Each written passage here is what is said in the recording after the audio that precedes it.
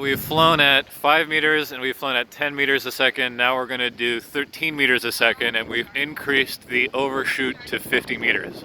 So the line spacing is 50 meters, the overshoot is 50 meters, and within those 50 meters, it's supposed to do a fairly, ooh, that's speedy as fuck. 13.5 meters per second, this man. And is it slowing down? This turn, it is 8 meters per second. 7, 6, 7, 8.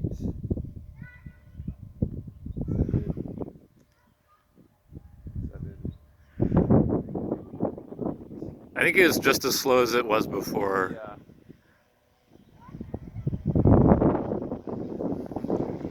Oh! Wow, that's pretty good. Really good though. Yeah. So we can fly like at that fast. That, if you want to. yeah, that's fine. I mean, that looked pretty nice.